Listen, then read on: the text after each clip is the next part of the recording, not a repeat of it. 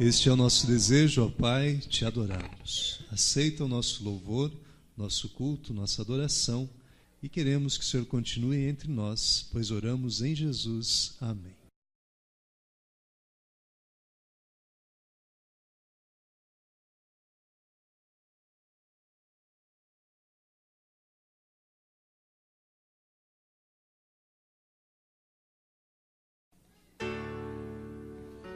Deixai vir a mim os pequeninos. Vinde a Jesus, vinde a Jesus. Deixai vir a mim os pequeninos. Os pequenos é o reino dos céus. Vinde a Jesus, Vinde a Jesus, vinde a Jesus. vinde a Jesus. Brancos e morenos, grandes e pequenos, vinde a Jesus, Vinde a vinde a Jesus. Jesus. Dos pequenos é o reino dos céus.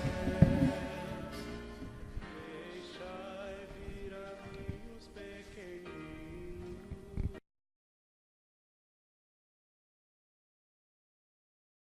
Bom dia para quem eu não dei bom dia ainda. Bom dia, crianças. Bom dia! Eu preciso respirar porque eu subi correndo, eu esqueci. Ai, se não fosse um falar assim, ó, a historinha já começou, ó. Peguei, ó, corri bem rápido.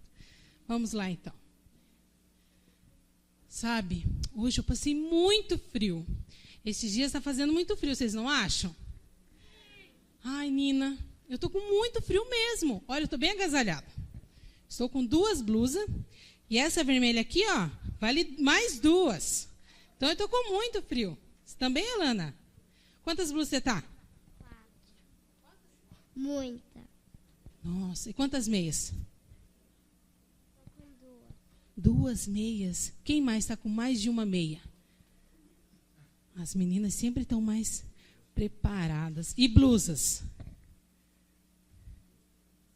É que está muito frio mesmo, né? Mas eu não sei, crianças, está acontecendo alguma coisa, porque eu estou com tanto frio que eu começo a conversar e eu começo a tremer.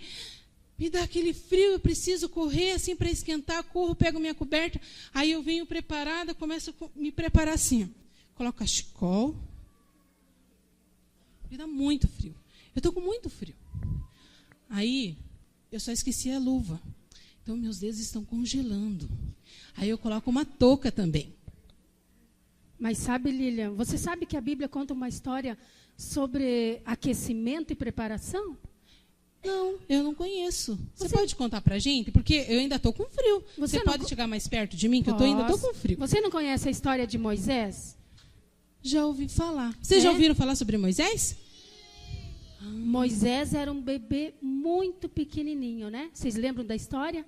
Ele nasceu numa época muito difícil, em que o rei tinha mandado matar as crianças, né? Eles não queriam que o povo egípcio crescesse, então mandou matar os homens que nascessem. Mas a mãe de Moisés, quando Moisés nasceu, ela cuidou dele, escondeu ele um tempo. Mas vocês sabem que criança chora, né? Nossa, e deve ter dado muito trabalho para que os vizinhos não ouvissem um bebê chorando, né? Então, a mãe de Moisés orou muito a Deus. Orou a Deus e Deus deu uma ideia muito boa para a mãe de Moisés. Então, alguém sabe o nome da mãe de Moisés? Não sabe? Sabe? Ah, muito bom, Joquebebe. Esse é o nome da mãe de Moisés.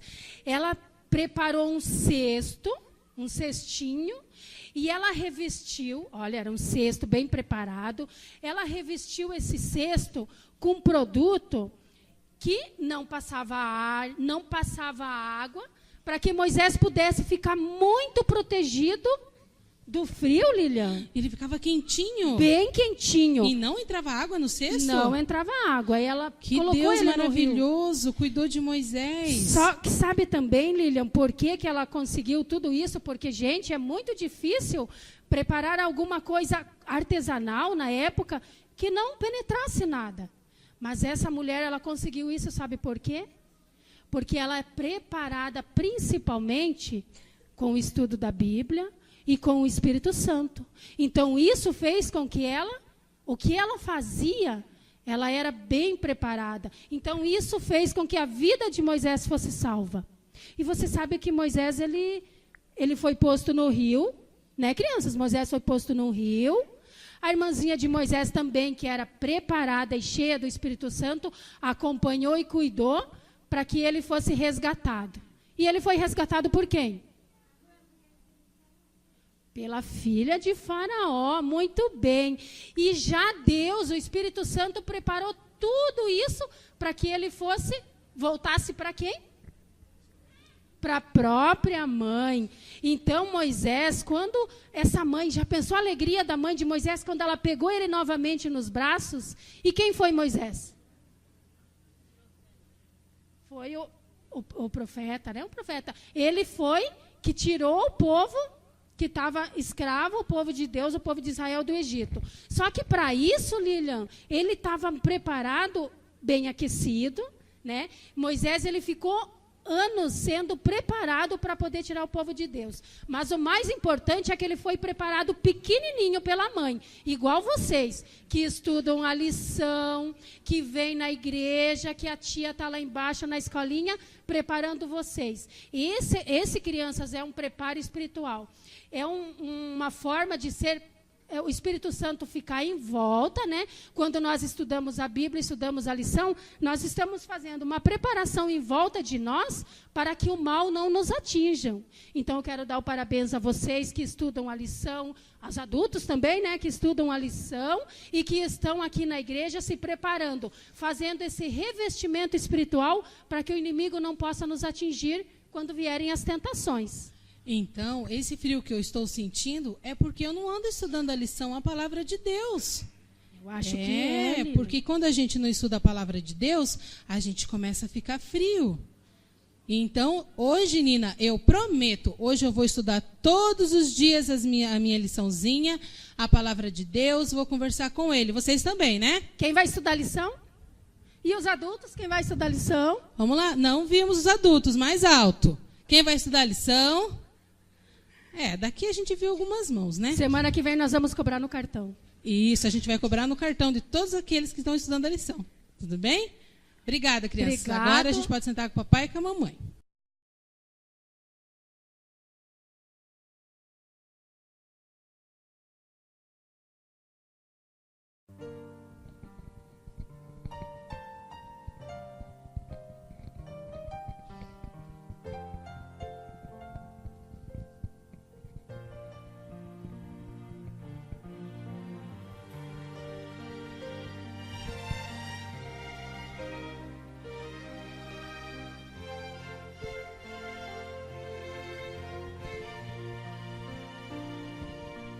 Em meus momentos de temor, em cada lágrima, em cada dor, quando nenhuma força restou, coragem e abrigo em meu Deus achei. A tristeza em mim o Senhor transformou, alegria enfim descobri. O que pensei ser impossível, encontrei solução em meu Deus. Ele tem sido fiel, fiel a mim. Ao olhar meu viver, seu amor posso sentir. Embora em meu coração inquietação exista, Ele preenche meu ser. Ele tem sido um bom Pai, fiel a mim.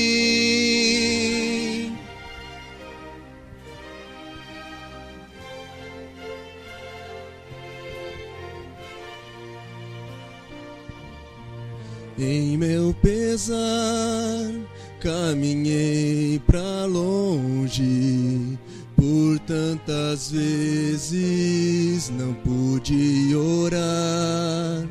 Tanto tempo passei tão sozinho, tentando preencher o vazio em mim.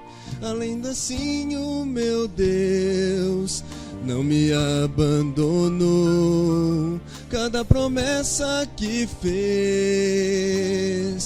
Ele cumpriu. Faz o tempo voltar e em seus braços sou seu. E mais uma vez Ele tem sido fiel, fiel a mim. Ao olhar meu viver, seu amor posso sentir.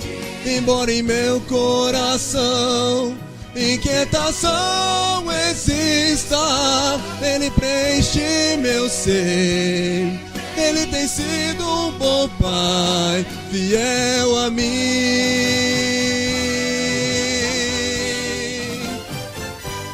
Ele tem sido fiel,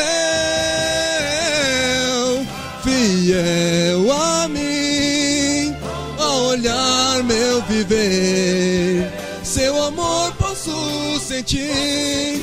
Embora em meu coração inquietação exista, Ele preenche meu ser. Ele tem sido um bom Pai, fiel a mim. Ele preenche meu ser. Ele tem sido um bom Pai,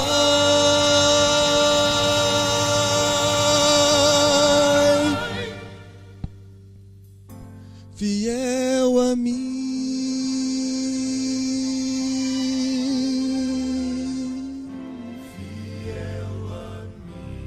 Amém.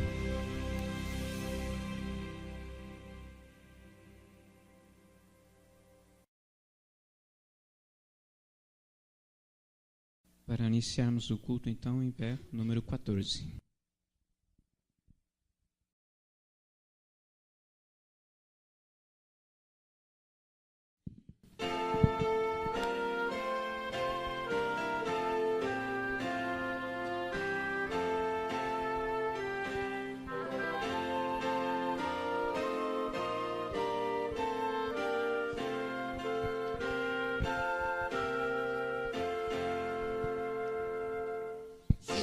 Jubilosos te adoramos, Deus da glória, Deus do amor. Nosso coração transborda em louvor a ti, Senhor. rompe as nuvens da tristeza, do pecado e do temor. Doador da eterna graça, enche-nos do teu amor. Tuas obras anunciam teu poder e resplendor. Céus e terra cantam hinos em louvor a ti, Senhor.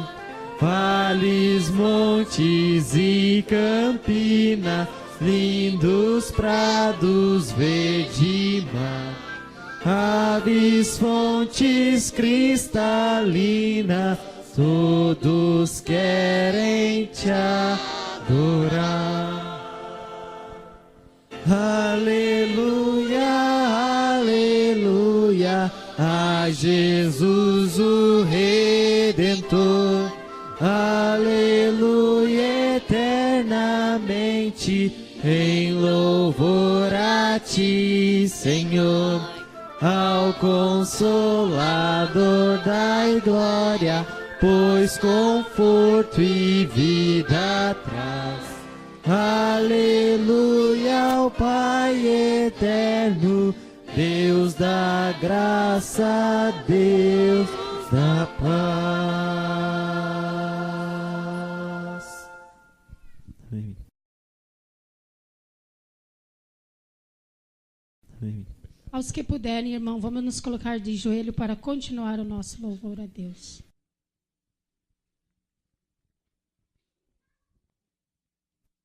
Grande Deus e amado Pai, gratos te somos, Senhor, por podermos ter a liberdade de estarmos aqui na tua santa casa para louvar e engrandecer o teu nome.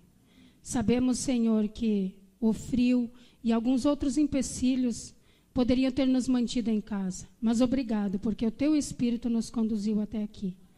Também, Senhor, te pedimos, já te agradecendo a presença do teu Espírito sobre o mensageiro desta manhã, que ele seja usado por ti, Senhor, assim como tu usou todos os teus mensageiros.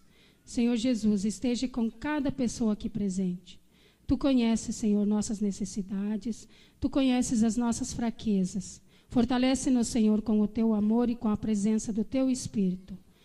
Sabemos, Senhor, que somos totalmente dependentes de ti. Por isso estamos aqui, para buscar força e aquecimento espiritual, para levarmos ao mundo lá fora o teu grande amor. Por isso nos fortalece, Senhor, durante este teu santo sábado e também durante esta semana. É no teu nome santo, Senhor Jesus, que eu oro. Amém.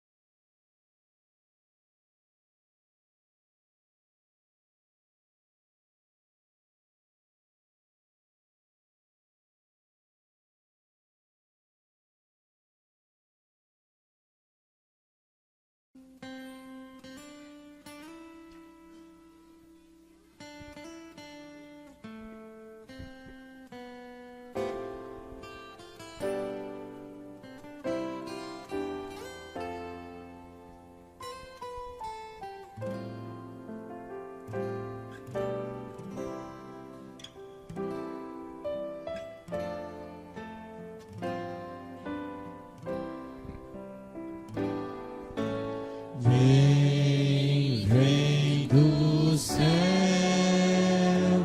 a palavra do Senhor. É como mel na boca o sabor,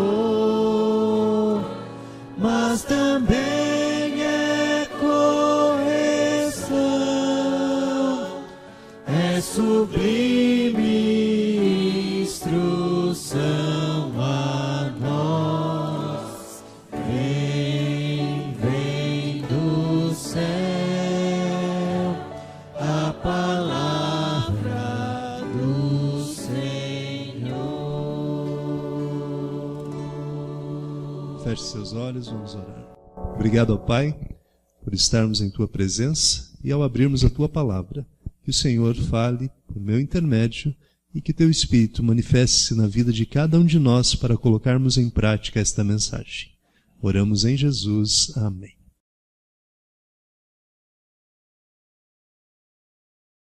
Que privilégio estar com vocês aqui nessa manhã. Essa igreja aqui que fala muito ao meu coração. Eu tive o privilégio de pregar aqui faz uns 5 meses, mais ou menos, e era numa sexta-feira à noite. E foi o meu primeiro sermão como departamental ali da Escola Sabatina, Ministério Pessoal e ASA, né? Alguém estava aqui na sexta-noite, aquela sexta? Alguns estavam, né? E eu preguei a vocês sobre um dos atos de Jesus, né? A multiplicação dos pães, e o que nós, como seus discípulos modernos, podemos fazer também em prol do próximo. E a tônica daquele sermão era: dai-lhe voz de comer. E eu percebo que essa igreja está motivada. O pastor Mário tem comentado muito de vocês, das ações que a igreja está fazendo em prol do ministério pessoal, do trabalho, a ASA aí nos desbravadores arrecadando aí as fraldas, recolta em ação. Isso é muito bom. É bom ver que a Escola Sabatina estava ali com os seus professores atuantes. Parabéns aí os professores. Eu não pude vir cedinho aqui, que a gente estava num outro projeto ainda pela manhã, projeto de entrega de DVDs lá no Jardim das Américas. Mas é um privilégio poder estar com vocês, pelo menos na hora do culto aqui, né? E eu disse que essa igreja mora no meu coração aí, Denise, não é para tomar a igreja do pastor Mário, tá? Mas é porque alguns que talvez me conheçam aqui, quando foi o ano lá de 76, mais ou menos, essa igreja não era essa big igreja aqui, mas era uma casinha de madeira aí. Tem alguém que era dessa época aqui nessa igreja? Olha aí, nossa, era toda aquela igreja então, tá aqui então, né? Porque era um grupinho pequenininho. E logo após a minha mãe ser batizada lá na igreja do Portão, ela, minhas tias, né, Marinesa, Lucely, vieram para cá, para essa igreja, a gente começou a frequentar aqui. E eu lembro que a gente caminhava lá do Pinheirinho, deixa eu ver, o ponto de referência aqui, lá em cima, perto do, puxa vida, nem lembro ali o que tem ali, perto do Condor, né? Isso, próximo do Condor, lá, sentido BR, lá a gente vinha caminhando, vinha pelos meios dos campos ali, porque não tinha casa, não tinha nada ali. A gente vinha cortando ali, caminhando sábado cedinho, e estava aqui na igreja. E hoje é um prazer poder estar com vocês. A gente ficou aqui até o ano de 82. E aí depois a igreja construiu aqui atrás, fez era uma igreja maior, e hoje é essa big igreja aqui, né? Nota 10 para vocês, parabéns por ter um templo bonito, mas por ter um templo lotado. Isso é o que importa. E isso a gente tem que valorizar, porque ontem à noite a gente estava ali no programa Bora Lá. Alguém estava ontem à noite ali? Tem alguns aí, né? E um dos jovens ali me procurou e falou assim: pastor, eu passei as férias em Portugal, e imaginando que lá ia ser muito interessante conhecer as igrejas adventistas, né? E ele disse que foi difícil achar uma igreja. E quando ele achou a igreja, ele chegou lá, a igreja ainda estava vazia. E essa, infelizmente, é a realidade em praticamente toda a Europa. Ali onde começou o protestantismo, a reforma protestante, grandes homens de poder ali estavam. as igrejas fortes prosperando, e hoje, infelizmente, tem igrejas lá, vocês podem até não acreditar, mas tem igrejas adventistas que têm 5 cultos no sábado pela manhã. Dá para acreditar nisso? Que bênção? Não é bênção. Sabe por quê? Porque são 5 cultos de denominações diferentes. Porque eles têm que alugar a igreja para outras denominações fazer o culto no mesmo lugar, porque senão não tem dinheiro nem sequer para pagar os impostos. Então veja que a situação está muito terrível. Em compensação, aqui em Curitiba, aqui no Sítio Cercado e aqui em muitas igrejas, o Brasil todo praticamente, o evangelho está prosperando, nossa associação está crescendo. Só neste ano, nesses primeiros 6 meses, foram mais de 1.000 pessoas batizadas, só aqui na nossa região. Isso representa um crescimento que nunca aconteceu até então. Sabe por que isso? Porque nós estamos despertando e abrindo a nossa mente, o nosso tempo, os nossos talentos, a nossa dedicação para dar alimento ao povo que perece de fome. Não apenas o alimento material, mas também o alimento espiritual. E hoje é dia de festa. Já foi anunciado, mas deixa eu falar novamente. 16h, todos estão convidados. Igreja Central, uma programação especial, uma programação com muitos testemunhos, com muita adoração e com um motivacional muito, muito direto para nós cumprirmos a missão nesse restinho de tempo que temos. Restinho de tempo que eu digo porque em breve Jesus vai voltar, amém? E nós vamos fazer parte dessa geração que, espero aqui, quem sabe todos, né, possamos estar ainda vivos ali para recebê-lo nas nuvens. Sei que muitos daquela época que frequentavam aqui já foram ficando pelo caminho, né? Mas em breve a gente reencontra com eles e vamos juntos rever os queridos, os amigos, os irmãos, os colegas, as professoras, os professores. A professora contava muita história aqui à frente, né? Cida, né? Eu lembro de você contando historinha para as crianças ali, muito legal. Marlene, lembrou agora, né? Ok. Eu era pequenininho, mas eu lembro de muita coisa aí, né? Vê como é importante as coisas que acontecem na vida das crianças, né? Você acha que eles estão ali conversando, não estão prestando atenção, mas ó, tá ligadinho, né? E ó, já faz o quê? Uns 80 anos quase, eu estou lembrando disso, né? Que bom é estarmos juntos aí. Mas vamos para a Bíblia, vamos ver o que Deus quer falar conosco nesta manhã. E eu queria também convidar a comissão da igreja para permanecer um pouquinho só após o culto. Quem sabe a gente vem aqui no primeiro banco ali e eu preciso tratar 3 assuntos breves com vocês, mas preciso da participação de vocês daí, tá bem? Vamos à Bíblia então. Primeiro livro de Reis, capítulo 19. Eu falei aqui que nós precisávamos de homens de poder, né, para pregar o evangelho no último sermão. E hoje nós vamos falar de um homem de poder, então. Um homem que tinha muito poder. Será que tem mesmo? Vamos ver? Vamos ver o que diz a Bíblia? 1 Reis 19, versículo 3.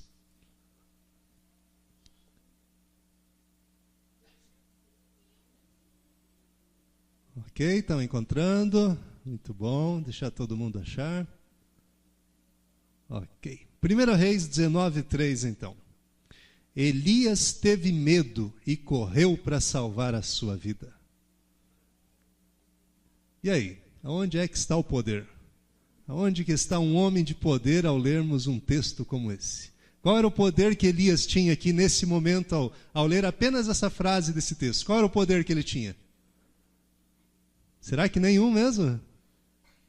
Tinha um poder aqui nessa frase. Qual era o poder que tinha ali?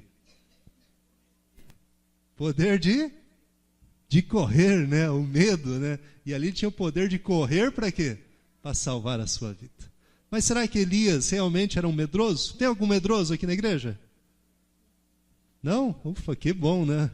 Que bom e que ruim também. Porque o medo pode ser bom ou ruim, né?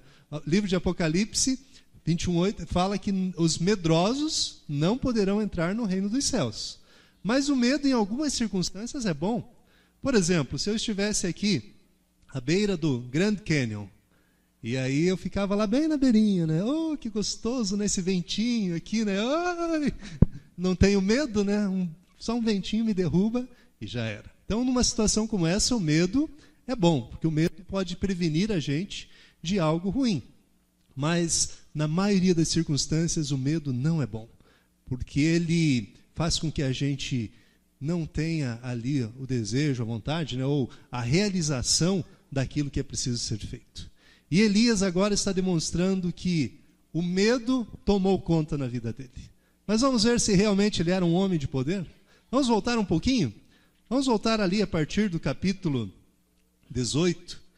Capítulo 17 também, o 16. No 16 começa a história de Israel, de Elias, desculpa.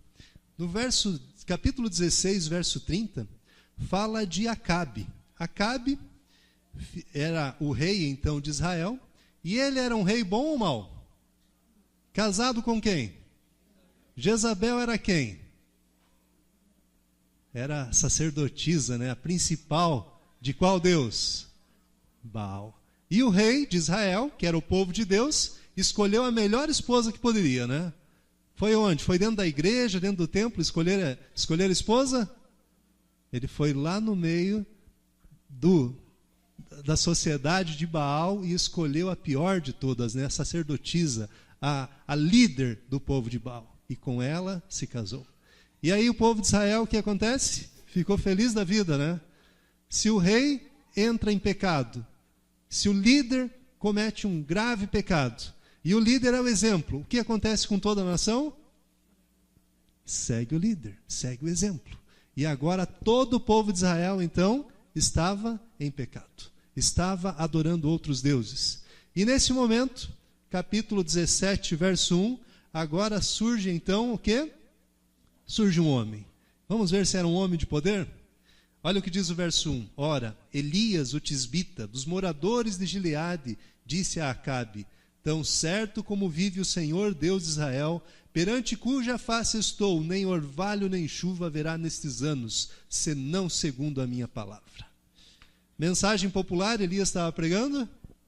Mensagem bem tranquila, bem leve. Ele chegou para o rei e falou: olha, vocês estão pecando demais, vocês se afastaram de Deus, e enquanto eu não orar dizendo que chova, não vai chover mais aqui. Coragem esse homem? O que vocês acham? Tem homens de coragem no mundo hoje? Quais são os sermões que são pregados normalmente nas igrejas evangélicas hoje em dia?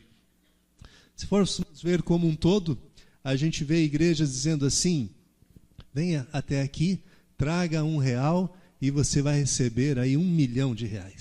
Traga teu fusquinha velho e saia daqui com uma Ferrari. Mais ou menos esse é o discurso, a teologia da prosperidade. Fazer o bem, dar um pouquinho a Deus, para Deus distribuir grandes bênçãos. É fácil pregar uma mensagem como essa? Como é fácil, né? Como é simples. Mas será que é fácil pregar aqui para a igreja? Irmãos, vamos vender nossas casas, nossos carros, e vamos investir o nosso dinheiro na pregação do Evangelho.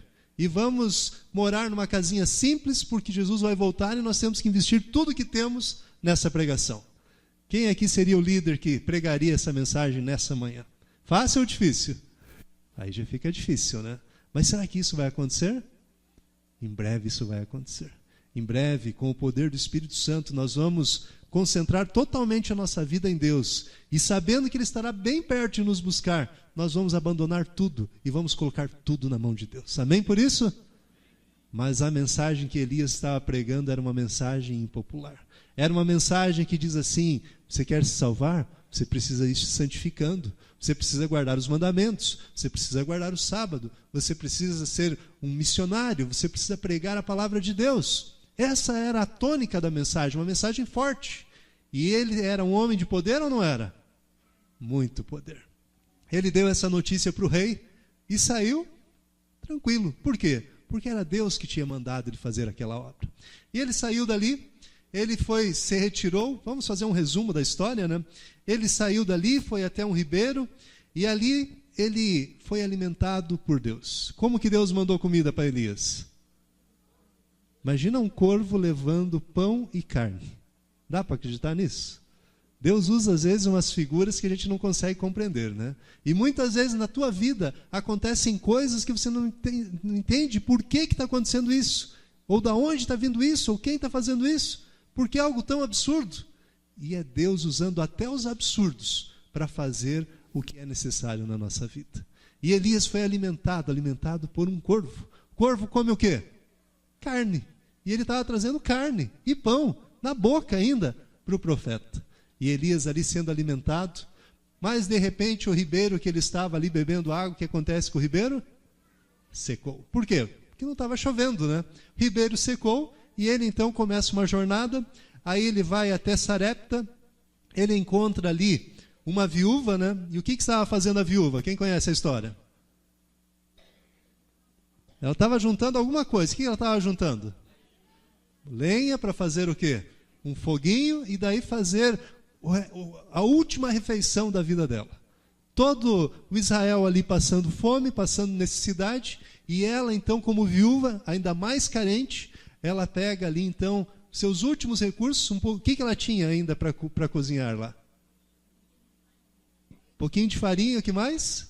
Azeite. E ela falou, olha, eu vou fazer agora um pequeno bolo. Eu vou comer um pouquinho, eu, meu filho, e nós vamos morrer, porque é a última coisa que a gente tem. E nisso chega Elias. Elias chega para ela e fala assim, você tem um pouquinho de farinha e azeite? Então pega tudo isso aí, prepara um bolo bem gostoso e traz para eu comer. E aí? Qual mãe deixaria de dar a comida para o seu filho para dar para um desconhecido? Alguém faria isso? Coragem? Ousadia de Elias? Era um homem de poder ou não era? Aparentemente a história diz que tinha poder, né? Porque a mulher foi confiante na palavra dele, preparou o bolo e trouxe tudo para ele, sem sequer pedir um pedacinho, talvez, né? Mas pelo menos um pedacinho para o meu filho. E Elias recebeu aquilo e falou, agora vai e faz para você e para o teu filho. E quando ela foi, o que tinha lá na vasilha dela? Tinha azeite? Tinha farinha? E durou quanto tempo? Não acabou, né? Nunca mais acabou aquilo, até o dia que voltou a chover na terra e a terra produzir os seus frutos novamente. Tinha poder Elias ou não tinha? E a história vai continuando, né? A história continua, e aí no verso 17 do capítulo 17 diz assim, depois dessas coisas, adoeceu o filho da mulher, da dona da casa. A sua doença se agravou tanto que ele parou de respirar. E agora Elias, então, ele chega para aquele menino, pega o menino, faz uma oração por ele, e o menino que estava morto, o que acontece com ele? Ressuscita. Tinha poder Elias? Homem de poder, hein? E aí passa o tempo, 3 anos e meio sem chover sobre a terra, né? E agora Acabe pega ali o seu chefe, né? Como que era o nome do homem de confiança de Acabe, alguém lembra? Obadias. E Obadias, ele era um homem de Deus. Trabalhava para o rei, mas era um homem de Deus. E ele pega Obadias e fala assim, Obadias, vamos sair aí por todo o reino. Vamos ver se por um acaso em algum lugar tem um pouquinho de pasto, um pouquinho de água, para a gente não perder todo o resto do nosso rebanho. Você vai para um lado, eu vou para o outro. E eles saíram. E quando Obadias saiu, quem é que ele encontra no caminho? Elias. E ele se encontra com Elias, e ele começa a conversar com Elias, depois você pode ler todo o verso 18, né?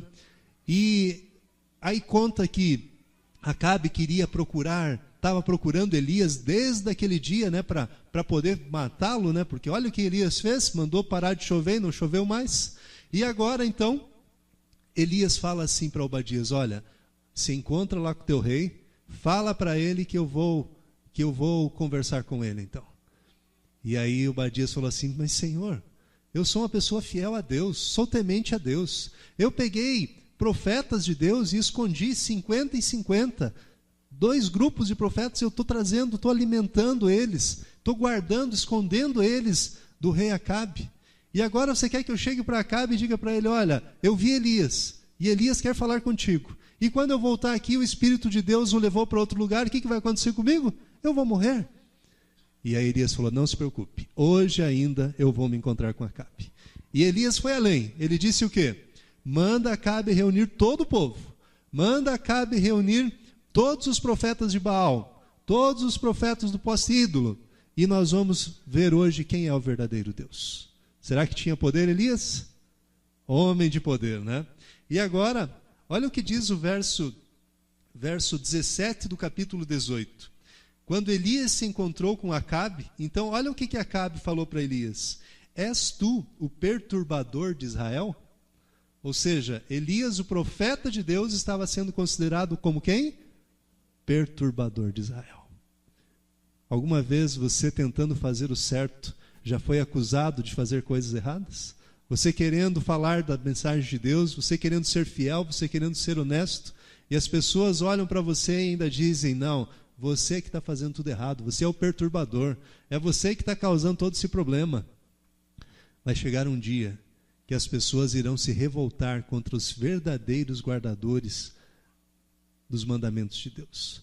Vão se revoltar dizendo que todas as coisas ruins do mundo vão estar caindo neste mundo, né, por causa dos guardadores dos mandamentos de Deus. Ou seja, nós fazendo o certo, seremos acusados de serem os grandes causadores dos males nessa terra. E aí poderá vir uma grande perseguição. Mas se essa perseguição, quando esta perseguição chegar, tenha certeza de que talvez em poucos meses nós já estaremos indo para o céu com Jesus. Amém?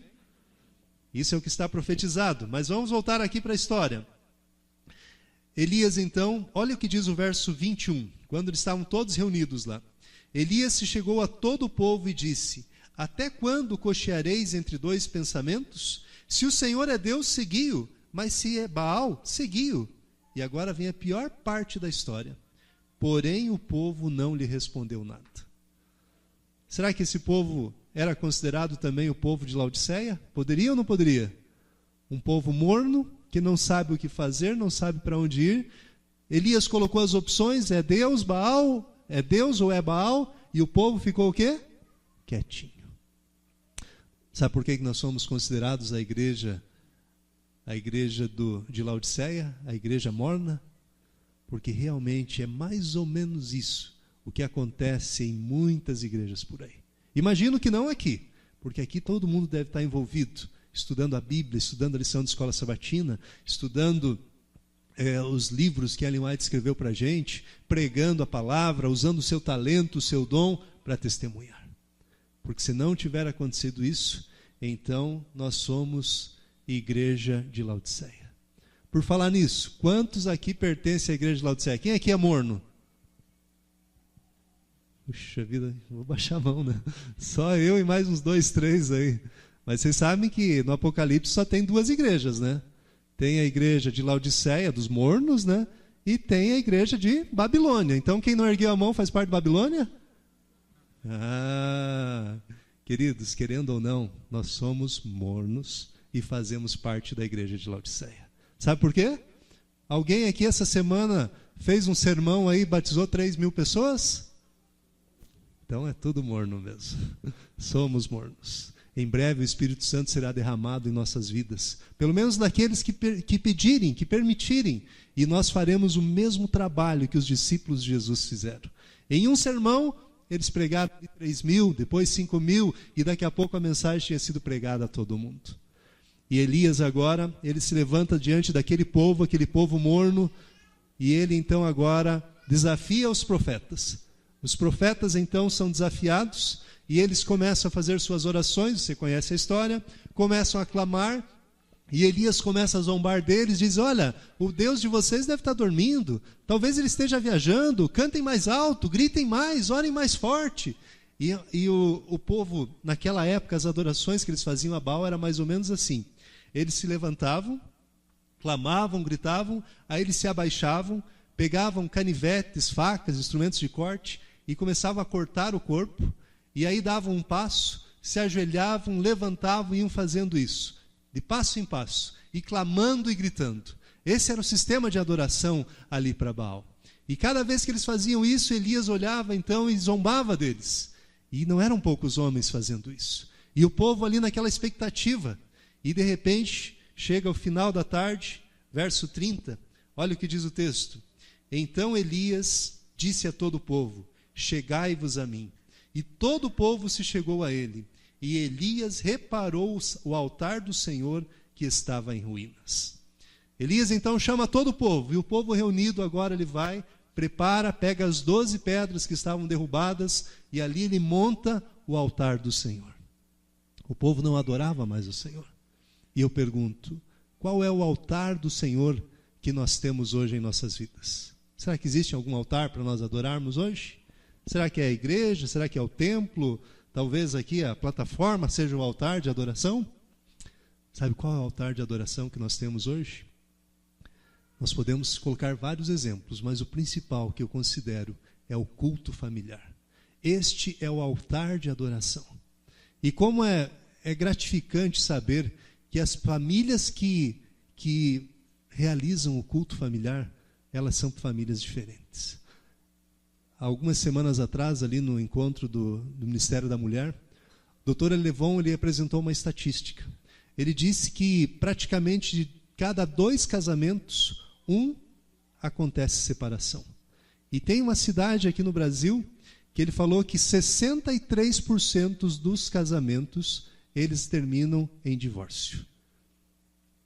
Agora querem ver a outra estatística? Sabe qual que é a estatística de separação de uma família que faz culto familiar? A cada 1.137 casamentos de pessoas que realizam o culto familiar, acaba em divórcio, acaba em separação. Tem alguma diferença nessa estatística? E, gente, como é triste, como pastor, a gente fazer algumas visitas. Visitas de pessoas que pedem, pastor, por favor, venha orar aqui conosco, porque não tem mais o que fazer, nós vamos nos separar. E a primeira pergunta que eu faço é, como é que está o culto familiar de vocês? Você já imagina qual é a resposta, né? Queridos, família é importante? Está na hora de nós fazermos o mesmo que Elias fez. Restaurarmos o altar de adoração. O altar do culto familiar. O altar de você pai, você mãe, abrir a palavra de Deus, a lição da escola sabatina e estudar com o seu filho.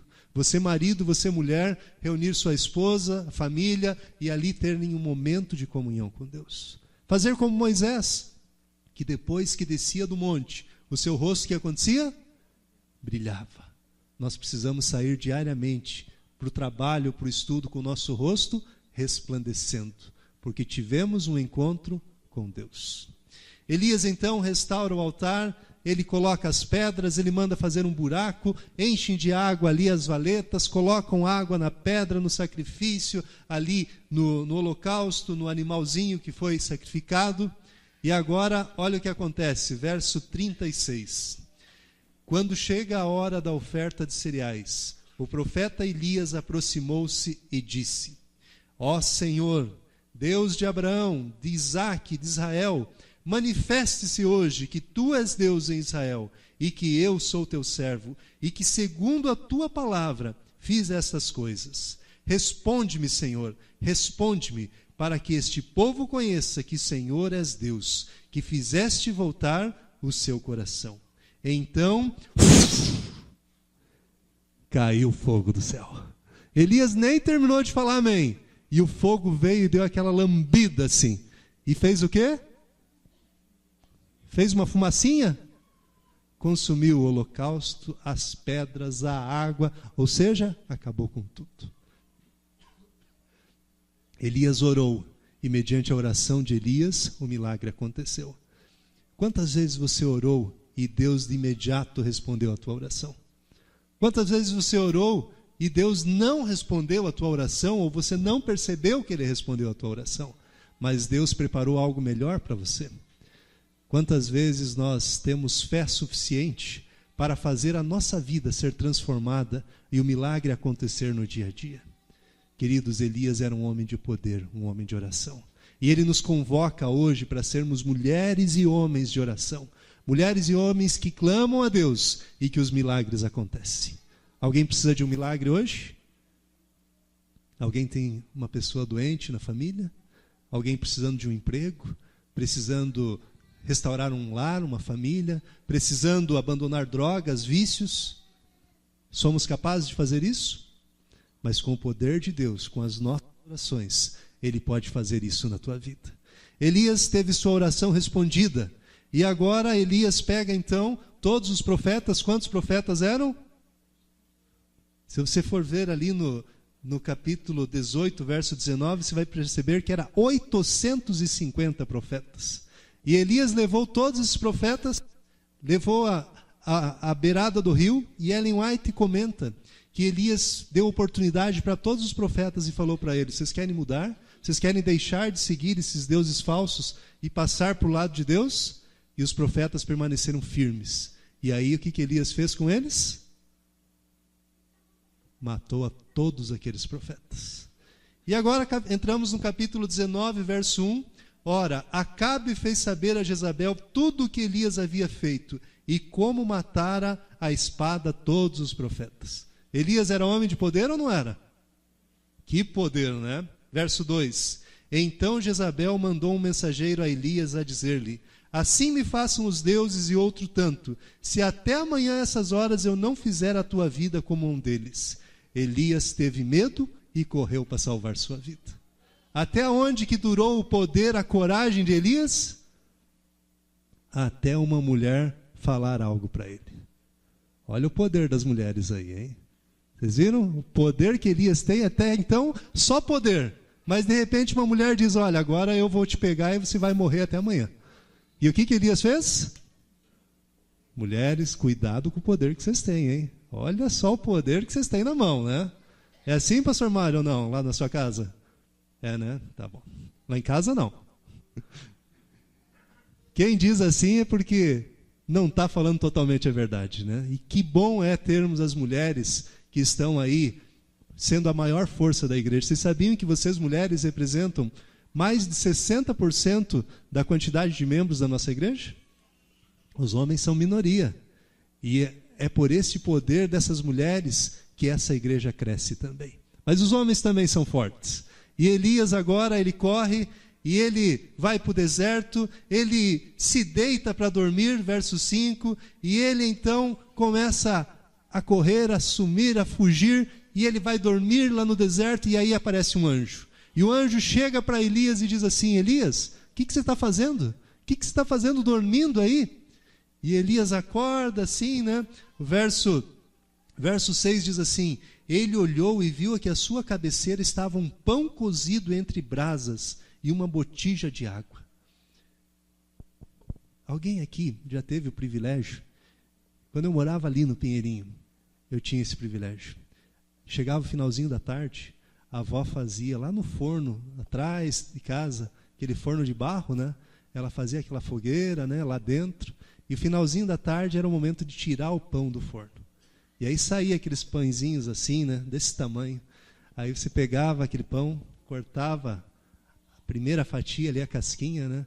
E aí passava uma margarina em cima, né? Aquele pão quentinho, derretendo assim. Alguém sentiu o cheirinho aí? Gostoso esse cheiro, né? E aí aquele pão assim, delicioso, né? Agora imagina como que é um pão feito por um anjo. Será que é gostoso? E Elias pegou aquele pão, deu uma mordidinha e o que aconteceu? Voltou a dormir. Um anjo diante dele, diante daquele homem de poder. E ele volta a dormir. E aí, verso 7, o anjo do Senhor tocou segunda vez e disse: levanta, come, porque o teu caminho é muito longo. E o que Elias fez? Opa, agora acordou. Aí comeu aquele pão e começou a caminhar. E a caminhada dele demorou quanto tempo? Ô pãozinho poderoso esse, hein? Você já imaginou, você que cozinha em casa, você fazer comida a cada 40 dias somente?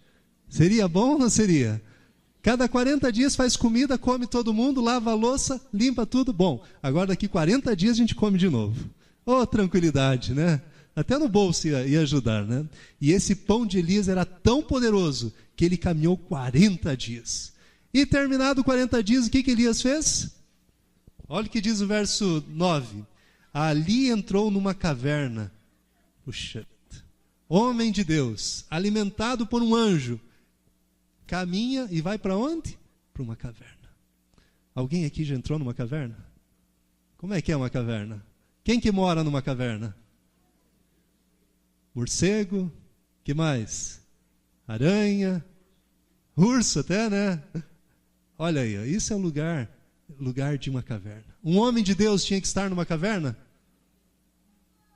E tem muitos homens e mulheres de Deus aqui nessa manhã que estão dentro de uma caverna. Sabia disso? Uma caverna que representa o quê? Uma caverna que pode representar você vir à igreja apenas no sábado pela manhã, chega ali pelas 10h30 na igreja, chega atrasado, traz a tua Bíblia, mas sequer abre, faz a oração junto com a igreja, vai para casa e daí entra na caverna. E só volta no outro sábado. O que representa essa caverna? A falta de comunhão com Deus. Tem outras cavernas, por exemplo, eu tenho o meu talento, o meu dom, mas eu uso ele aqui na frente da igreja. Da porta para fora, aí eu não tenho mais dom nenhum, não tenho talento nenhum. É uma caverna ou não é? Tem outros em cavernas mais perigosas. Cavernas como um relacionamento indevido. Cavernas como ser infiel a Deus. Cavernas como ser um mentiroso. Cavernas como Facebook, sites impróprios.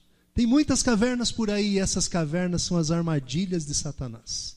Ellen White diz que nós temos que cuidar das janelas da nossa alma. E as janelas da nossa alma são os nossos ouvidos, os nossos olhos, a nossa boca. Tudo isso pode receber a contaminação que Satanás quer pôr na nossa vida. O anjo do Senhor chegou para Elias e disse o quê? Olha o que diz verso 9.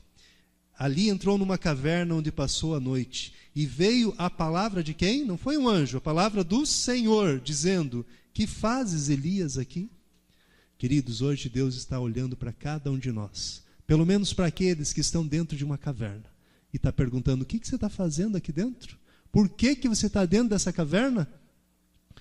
E Elias respondeu para Deus então: Senhor, eu tenho sido zeloso, eu tenho guardado teus mandamentos, eu fui o único que sobrou, ninguém mais te adora, só eu sou um pobre coitado. E Deus falou para ele o quê? Elias, não é só você não, tem mais 7.000 aí que não se ajoelharam diante de Baal. E aí Deus falou para ele: Elias, sai dessa caverna, porque eu vou passar diante de ti. E aí aconteceu algo bem interessante. Veio um grande vento, veio um grande terremoto, veio um fogo. Isso são sinais assim maravilhosos. Um grande vento. Quem passou no meio de um vendaval aí? Alguém já teve diante de um furacão? Nós temos algumas amostras de vento, né? Lá nos Estados Unidos que acontecem as grandes catástrofes por causa dos ventos. Um vento tem poder? Poder gigantesco. Terremoto. Como é que é um terremoto? Alguém já esteve diante de um terremoto aí? Ninguém, né? Graças a Deus aqui o nosso país é... Opa, temos um aqui. Aonde que foi o terremoto? No Japão. Olha aí, ó. Esse aqui sentiu na pele mesmo, né? Vários terremotos. Vários terremotos. Então ele sabe o que é um terremoto. Eu não sei também, mas eu estava bem pertinho, eu estava bem próximo de um vulcão, na Ilha do Fogo, na África, e um colega meu falou assim para mim: vamos subir ali dentro do vulcão? Mas dessa, na hora que a gente está ali, ele dá uma tremidinha. Imagina a tremidinha como é que é, né? Mas eu não queria estar nessa experiência que você esteve aí, não. E o fogo? Como é que é o fogo? É forte ou não é? Eu fiz uma fogueira uma vez ali que foi coisa terrível. Eu gosto de fogo, de pôr fogo. E a gente fez uma fogueira ali de uns 7, 8 metros de lenha de altura, mais ou menos, e muito mato, muita capoeira. Depois de um mês secando, a gente pôs fogo. E demorou ali mais ou menos uns 100, 150 metros de distância. Eu senti aquele calor vindo perto da gente. Fogo é algo terrível. E Deus falou para Elias: eu não estou no terremoto, eu não estou no fogo, eu não estou no vendaval, mas de repente vem o quê? Uma brisa bem suave. E aí Deus, ele esteve na presença de Elias. Queridos, nesse momento, uma brisa bem suave está passando por nós. Sabe o que é essa brisa? É o poder do Espírito Santo. Olhando para mulheres, para homens de valor, mulheres e homens de poder. Depois daquele contato, Elias se levantou e foi fazer o que ele tinha que fazer. Ele ungiu um novo profeta, ele ungiu um novo rei, ou seja, ele foi cumprir a missão dele. E terminada essa missão, Elias foi levado para onde? para o céu onde está até hoje. Queridos, o Espírito Santo está passando por nós, querendo restaurar as nossas vidas, querendo nos transformar, querendo fazer de nós seus verdadeiros discípulos, seus verdadeiros adoradores. E eu pergunto, o que nós temos que fazer nessa manhã? O que ainda resta nesse mundo para nós fazermos, para nós realizarmos? Será que temos que dar valor às coisas que esse mundo oferece ou às promessas que Deus tem feito para nós de que em breve se cumprirão na nossa vida? Eu não sei quais são as tuas dificuldades, eu não sei qual é a tua realidade, mas eu sei a minha. Eu sei o que eu preciso melhorar, eu sei o que eu preciso abandonar, eu sei que tem muitas cavernas que Satanás quer nos jogar, mas eu sei também que Ele quer tirar-nos dessa vida, essa vida de tristeza, essa vida de sofrimento, de decepção, essa vida de segunda-feira, né, que vai chegando e a gente fica até com um friozinho na barriga, né? Puxa vida, mais uma semana de trabalho, o que nos aguarda? Mas Deus está aqui fazendo uma promessa e também um convite. Ele quer nos tirar deste mundo. Ele quer nos levar para morar com Ele lá no reino dos céus.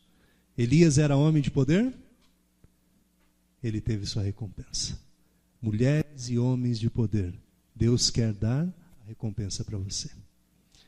Você quer receber essa recompensa? Eu quero te convidar a se entregar a Deus nessa manhã. Do jeito que você está, com os teus pecados, com as tuas decepções, com as tuas aflições, com as tuas necessidades, com as bênçãos que você tem recebido, Deus quer receber você. E tem um hino que nós vamos cantar agora. O hino número 278 do nosso Sinário. Ele é um convite que Deus está fazendo para mim, está fazendo para você. Se você quiser aceitar esse convite, cante comigo essa música. Cante esse hino dizendo assim para Deus: Senhor, tal qual estou, eu venho a Ti. Eu quero que o Senhor esqueça tudo que eu fiz de errado até então e que o Senhor me dê uma nova oportunidade.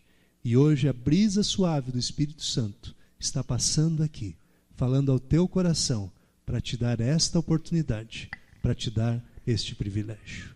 Que Deus te abençoe, que Deus me abençoe e que um dia juntos possamos celebrar esse momento lá no reino dos céus. Amém?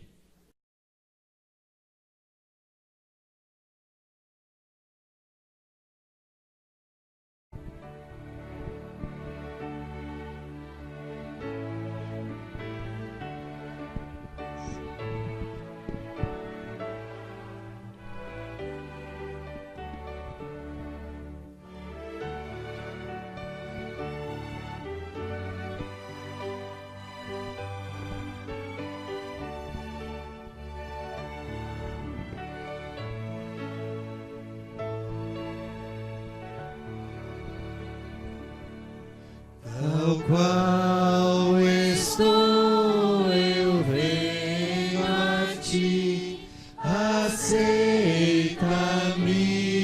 ó Salvador, confiante sou em Teu amor, ó Salvador, me achego a Ti. Tal qual estou, eu venho a Ti, perdão me podes conceder e minhas faltas esquecer, ó Salvador, me achego a Ti. Tal qual estou, eu venho a Ti, e Tu minha alma limparás, com Teu amor me envolverás,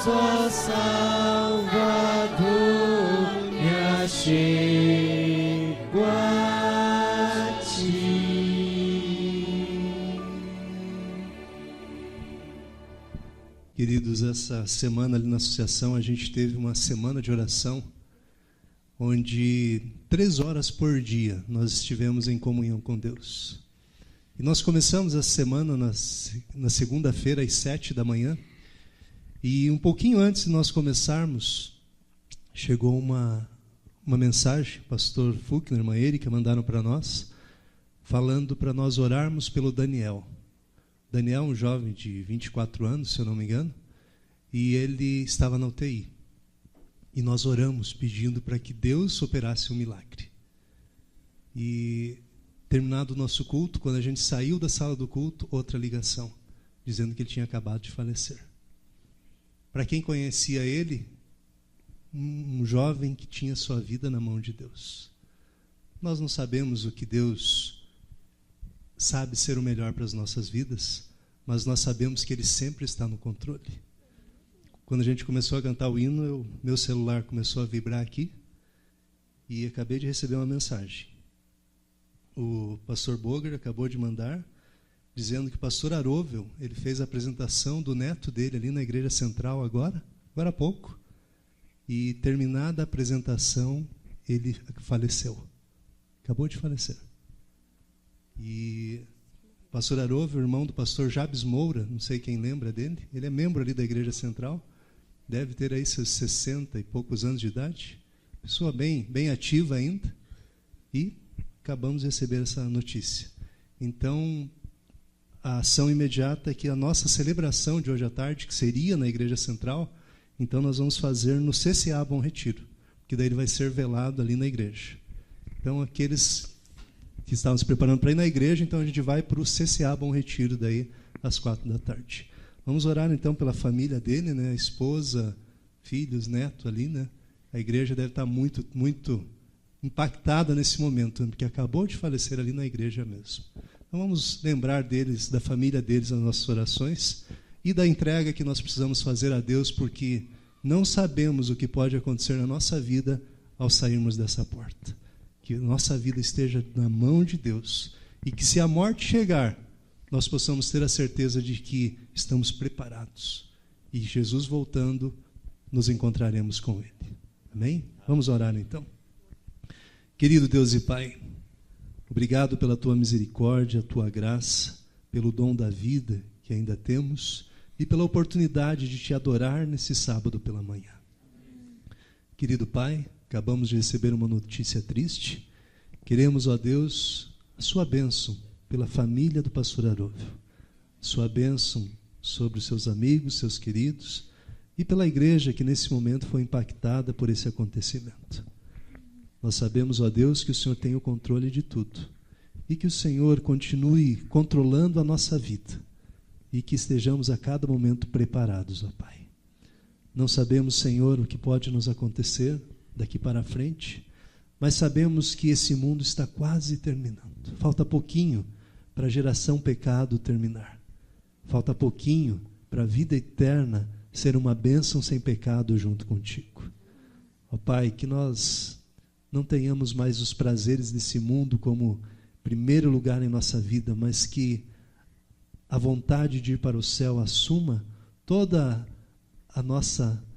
o nosso desejo, todo o nosso coração, para colocarmos isso nas Tuas mãos e assim termos a certeza de que o Senhor nos fará pessoas de poder, que assim como Elias poderão ser levadas vivas ao céu, ou caso passem pela morte, ressuscitarão e na primeira ressurreição, para todos unidos morarmos contigo eternamente. Abençoa-nos, usa-nos a cada dia. É o que pedimos em Jesus. Amém, Senhor.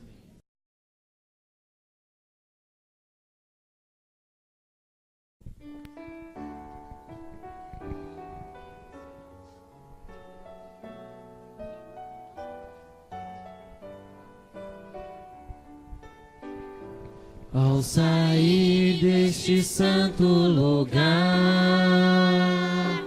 onde ouvi a palavra de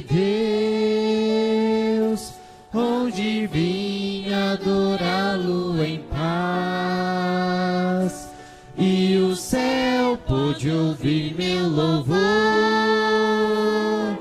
vou sair mais confiante confiante em meu Jesus, mais fiel além do amor, pois aqui entreguei o meu coração. Minha vida agora está nas mãos do meu Salvador.